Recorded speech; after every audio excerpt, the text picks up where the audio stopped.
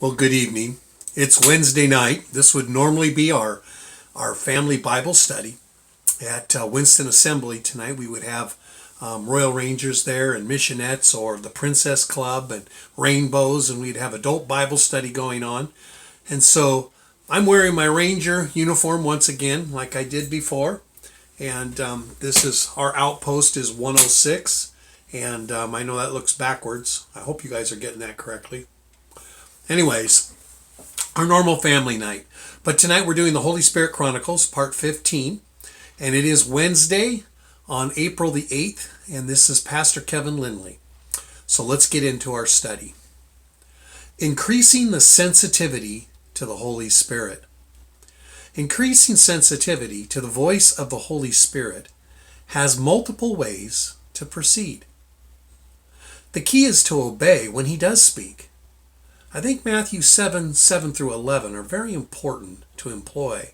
These are the ask, seek, and knock scriptures, along with Luke 11, 9 through 13. The beauty of the ask, seek, and knock verses is we're choosing to pursue the Holy Spirit. We're choosing to know and obey his will. Remember, faith is action. If you only believe with your intellect and don't combine it with faith or action, what good's your belief? Don't the demons believe that God exists and shudder at the notion? That's in James 2, verse 19. So ask, seek, and knock, and then obey what he tells you to do. And watch the dialogue in your life expand. You want to increase the sensitivity to the Holy Spirit? Then ask, seek, and knock, and obey. Do what he tells you to do. Jesus' sheep hear his voice and follow his lead. It's also noteworthy that those who are the sheep of the shepherd Jesus will hear his voice and follow him wherever he leads. Now we're back to the ask, seek, and knock passages of Matthew and Luke mentioned above. We were created for relationship with the Spirit of Jesus Christ. In John 10, 3 through 4, it says, "The watchman opens the gate for him, and the sheep listen to his voice. He, Jesus, calls his own sheep by name and leads them out." Verse 4, "When he has brought out all his own, he goes on ahead of them, and his sheep follow him because they know his voice." It's interesting here that the sheep of the Lord Jesus Christ know his voice, and God personally calls their name, and they literally follow him by following his voice and obeying him. The breakdown looks something like this. They know his voice, the voice of the Holy Spirit. His sheep, God calls and speaks to each of the sheep by their name intimately. And 3, God's sheep follow his voice wherever he goes.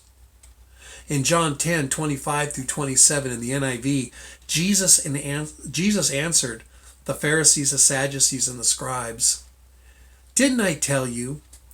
But you don't believe. The miracles I do in my Father's name speak for me." Whoops, I lost it. "The miracles I do in my Father's name speak for me," said Jesus in verse 26. "But you don't believe because you're not my sheep. My sheep listen to my voice. I know them and they follow me." Again, number 1, they know God's voice. They know the leading of the Holy Spirit. Number 2, God calls and speaks to each one intimately by name. And 3, God's sheep follow his voice, the Holy Spirit, wherever he goes. We were created to be in union with the King. This has nothing to do with earning your salvation or even brownie points with God. The pursuit of increasing the sensitivity with the Holy Spirit in your life has everything to growing in relationship and delight with Jesus Christ. Your pursuit of the Holy Spirit is about learning to dance with the King. Your desire to know him better is about learning to harmonize with his melody. singing the same song he is singing. Asking, seeking, and knocking is about being where he is and doing what he's doing and what he's saying. You see, we have to not only say what he's saying, but we have to see what he's doing and then do it in obedience. It really is about becoming one with the Ancient of Days, becoming one with the Lord of Glory, becoming one with the Lion of Judah, becoming one with the Prince of Peace, becoming one with the Everlasting Father. For him who has ears to hear, it's about becoming one with him. It's about union, overflowing with his goodness and his righteousness, and tabernacling with the great mighty King. We were made for this relationship. And his Holy Spirit is with us to lead us into all truth and all righteousness. This is the Holy Spirit Chronicles, Part 15. I'm Pastor Kevin Lindley at Winston Assembly in Oregon. Have a great evening.